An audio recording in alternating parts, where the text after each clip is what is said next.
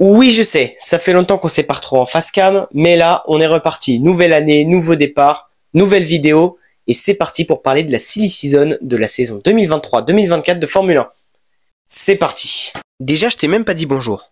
Bonjour, comment ça va? Bref, là je suis sûr que tu vas te dire, mais Natsurt, pourquoi tu interromps ta propre vidéo alors qu'elle a l'air super?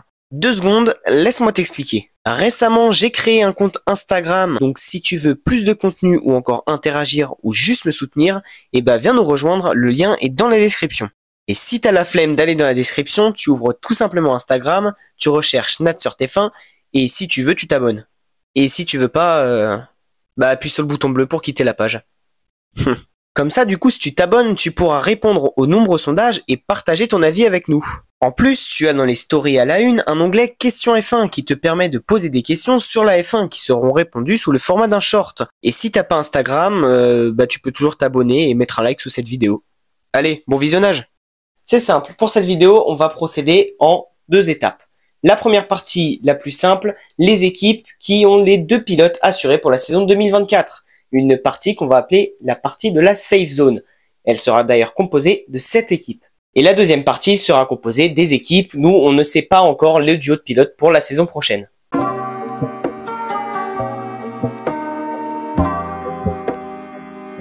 C'est parti pour la première équipe de la safe zone, Red Bull. Bon, Red Bull est intouchable depuis le début de l'année avec Max Verstappen qui est d'ailleurs sous contrat jusqu'en 2028. Là-dessus, on n'est pas prêt de le voir partir. Mais du côté Pérez, les rumeurs de remplacement par Daniel Ricciardo se font de plus en plus présentes. Après tout, Pérez, c'est 5 non-arrivées en Q3 d'affilée au début de l'été. Et ça, avec la meilleure voiture de la grille. Mais je vois clairement pas l'Australien prendre la place de Checo dès l'an prochain. Le duo restera donc le même chez Red Bull en 2024. Deuxième équipe à composer cette safe zone, ce sera Ferrari. Seulement une pole grâce à Leclerc qui est d'ailleurs sous contrat jusqu'à fin 2024, tout comme son coéquipier Carlos Sainz. Mais Sainz ne dit pas se voir commencer la saison 2024 sans savoir où il sera en 2025 et c'est compréhensible. Du côté de Leclerc, des rumeurs indiquent qu'une extension de contrat de plusieurs années est envisagée, mais de toute façon, je vois pas Ferrari lâcher Leclerc. Et oui, Charles Leclerc est l'enfant prodige de la Scuderia Ferrari, qu'on le veuille ou non. Bref, vous l'aurez compris, le duo restera tel quel pour 2024. Chez Aston Martin, le projet est de gagner d'ici 2025-2026 et vu la saison qu'ils nous font, c'est pas impossible. Avec en figure de proue Fernando Alonso, l'Espagnol est prêt à rester encore quelques années dans la discipline pour notre plus grand bonheur vu les manœuvres qu'il nous plante à chaque Grand Prix. Du côté de Lance Stroll, c'est bien plus compliqué, seulement 47 petits points alors que son coéquipier a effectué 7 podiums durant l'année.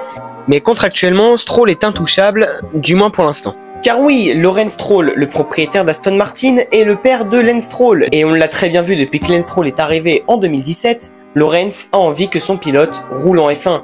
Et ça dans son équipe. C'est pourquoi le duo restera le même l'an prochain avec un pilote en CDI, le seul dans ce cas de figure. Ensuite, on passe à Alpine et Cocorico, notre équipe de France va être encore en marche l'an prochain car le projet Alpine convient aux 2 pilotes même si cette année était vraiment compliquée. Car si les contrats des pilotes sont les mêmes, c'est la direction de l'équipe qui bouge, trop même. Mais bon, on va pas s'étaler là-dessus, car sinon la vidéo va durer 3 heures. Bref, c'est pourquoi le duo de Français restera inchangé l'an prochain. Une autre équipe qui compose cette safe zone, c'est McLaren. McLaren, c'est le tube de l'été, car après un début de saison cauchemardesque, Norris arrive en Autriche en faisant une 4e place avec sa McLaren améliorée, avant d'enchaîner 2 podiums à Silverstone et Hungaroring. Piastri, lui, recherche toujours son premier podium en F1 et honnêtement, je trouve qu'il fait une saison de malade. Je vous rappelle qu'on parle quand même d'un rookie. Essayez dans les commentaires de me citer une grosse erreur qu'Oscar Piastri a faite cette année avec McLaren. Il n'en a fait aucune, et encore à Zandvoort, ce n'était pas une grosse erreur. Vous l'aurez compris, ce duo de jeunes pilotes restera le même chez McLaren l'année prochaine. Avant-dernière équipe de la safe zone, c'est Haas qui a d'ailleurs annoncé ses pilotes il y a une semaine de cela. Car chez l'équipe américaine, on poursuit sur la lancée des pilotes d'expérience et le tandem Hülkenberg-Magnussen marche plutôt bien. En plus d'être efficace, il ne casse pas de voiture. Ah oui, c'est sûr que là on est loin de l'époque Schumacher-Mazepin.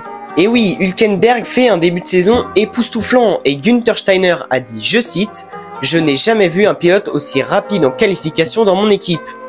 Bref, les 2 pilotes sont prolongés d'1 an avec l'équipe américaine.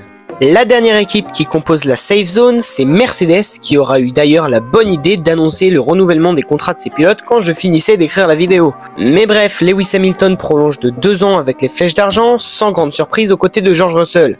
Russell qui d'ailleurs a eu droit à une prolongation de contrat d'1 an avec l'équipe.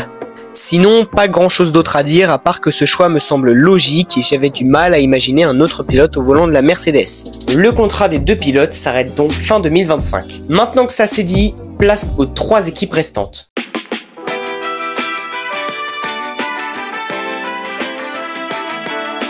Bon allez, on va commencer par les plus simples, Alfa Romeo. Bon déjà, Valtteri Bottas a encore 1 an de contrat avec l'équipe, mais du côté de Joe, c'est pas la même histoire. Car les sponsors chinois de Joe l'aident grandement, mais la performance n'est pas vraiment au rendez-vous. C'est pourquoi je vois 2 options pour le deuxième baquet d'Alfa Romeo. La première serait de conserver Guan Yu Zhou et ses sponsors. Et la deuxième serait d'aller chercher Théo Pourchaire qui fait partie de l'Académie Sauber. Un choix logique au vu de la régularité du pilote en cette année de Formule 2. Il a seulement 21 ans mais a déjà beaucoup d'expérience à son actif. Vice-champion l'an passé et en tête du championnat à l'heure où j'écris cette vidéo. Allez, mon côté chauvin va parler et on va mettre Théo Pourchaire dans le deuxième baquet d'Alfa Romeo. Deuxième équipe qui n'a toujours pas confirmé son job de pilote pour 2024, Williams. Williams, c'est l'équipe du contraste. D'un côté, on a un Alex Albon qui fait une magnifique P4 à Zandvoort en qualification, sur un circuit qui n'est pas censé du tout correspondre aux caractéristiques de la voiture. Et de l'autre côté, un Logan Sargent qui placarde 2 fois la voiture en un seul week-end. Ouais, ça fait mal. Mais pour cette équipe, je vois 3 options pour le deuxième baquet aux côtés d'Alex Albon. Déjà, conserver Sargent, un choix qui peut sembler logique car malgré tout, il a besoin de prendre de l'expérience et est capable de coups d'éclat.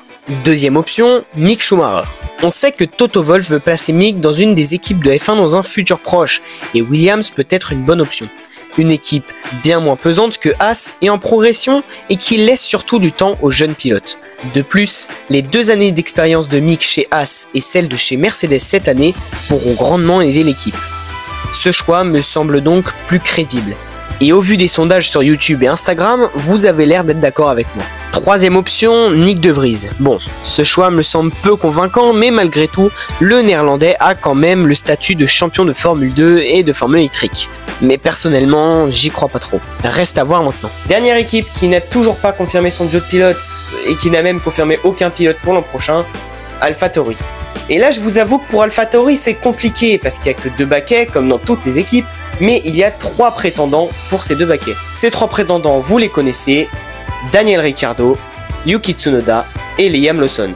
Pour moi, je vois mal AlphaTauri écarter Ricciardo au vu des ambitions que montre l'équipe Red Bull envers l'Australien. Mais à ses côtés, il faudra voir la performance de Liam Lawson à Monza, car il pourrait bien menacer Yuki Tsunoda. Et à Zandvoort, Liam Lawson n'a pas fait un mauvais week-end du tout. Il faut savoir qu'il est arrivé quand il lui restait plus qu'une seule séance d'essai libre pour se préparer, il l'a disputé sous la pluie, la qualif qui a commencé sur le mouillé et qui a fini sur le sec, bon il s'est qualifié 20ème, jusque là c'est normal après tout, et le dimanche il a réussi à finir 13ème dans un Grand Prix où il s'est mis à pleuvoir dans le premier tour alors que tous les pilotes étaient en slick, où il y a eu une safety car, un drapeau rouge et une nouvelle fois de la pluie en fin de course, et la pluie qui était bien vénère cette fois-ci. Autant vous dire que les débuts étaient assez mouvementés pour le néo-zélandais. Non, sans mentir, je vois plus le néo-zélandais prendre la place de Tsunoda qui, je vous rappelle, est soutenu par Honda, et Honda ne va plus motoriser Red Bull en 2026. Et puis, le japonais n'a pas été transcendant sur les 3 dernières saisons. Et voilà les amis, cette vidéo est terminée, j'espère qu'elle vous aura plu. N'hésitez pas à me dire dans les commentaires si vous êtes d'accord ou pas avec mes estimations pour les 3 dernières équipes, donc Alfa Romeo, AlphaTauri et Williams. Dites-moi aussi qui vous aimeriez voir dans ces équipes l'année prochaine. Bon, la vidéo était pas folle en soi, parce que déjà 7 équipes sur 10 avaient confirmé leur pilote pour l'an prochain. Et la silly season l'année prochaine, elle pourrait être intéressante vu le nombre de pilotes qui ont leur contrat qui s'arrête pour 2024. Bref, maintenant que ça c'est dit, n'hésitez pas du coup à aller me suivre sur Instagram, si vous voulez parler F1, je l'ai expliqué dans l'intro, je vais pas en répéter. En attendant, n'oubliez pas le plus important, lâchez un like, commentez et abonnez-vous à la chaîne YouTube, c'est le meilleur moyen de me soutenir. Sur ce, je vous dis à plus, allez, ciao!